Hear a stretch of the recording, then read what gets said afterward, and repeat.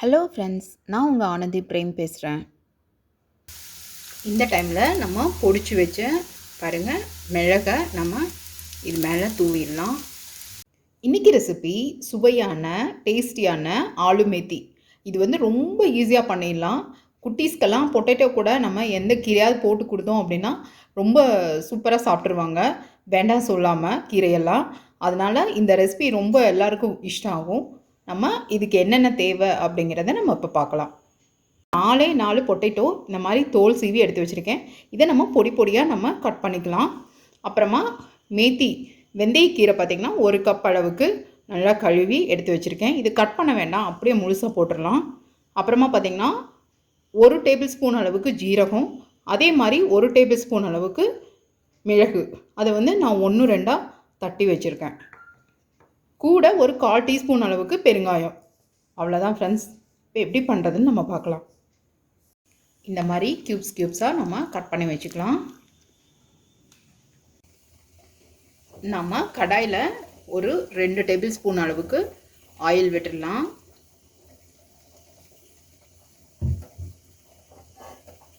Oil நல்லாவே சூடாக இருக்குது. இந்த டைமில் நம்ம எடுத்து வச்ச ஜீரகத்தை போட்டுடலாம்.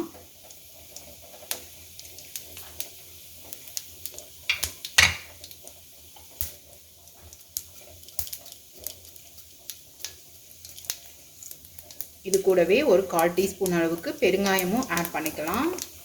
பெருங்காயத்தோட ஃப்ளேவரும் ஜீரகத்தோட ஃப்ளேவர் அப்படியே சூப்பராக இருக்கும் இந்த பொட்டேட்டோ ஃப்ரையில். தேவையான அளவு சால்ட் மட்டும் இப்போ ஆட் பண்ணிடலாம். நான் ஒரு 1/2 டீஸ்பூன் அளவுக்கு நான் ஆட் பண்ணுறேன். இதை நம்ம நல்லா கலந்து விட்டுடலாம். இதை நம்ம 2 நிமிஷத்துக்கு மூடி போட்டு நல்லா வச்சிடலாம். ஹை ஃப்ளேம்லேயே வச்சிடலாம். இது 2 மினிட்ஸ் ஆயிடுச்சு. ஒரு ஹாஃப் குக் ஆகிருக்குது. இது பாருங்கள்.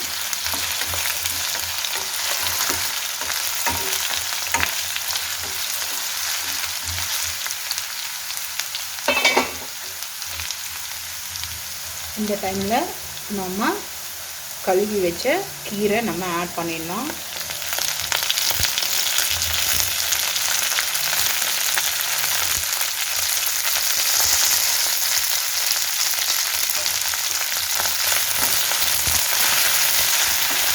நல்லா கலந்து விட்டுருலாம்.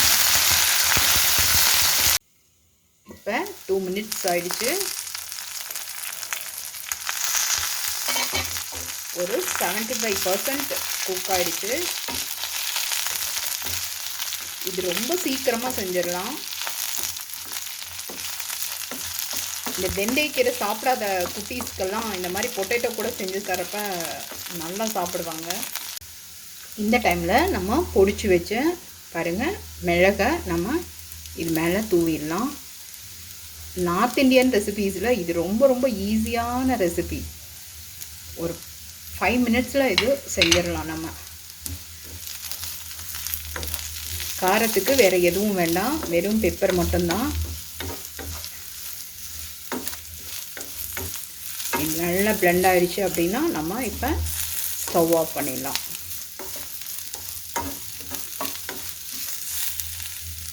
நம்மளோட ஆலு மேத்தி ரெடி ஆகிடுச்சு. நம்ம இப்போ ஸ்டவ் ஆஃப் பண்ணிடலாம்.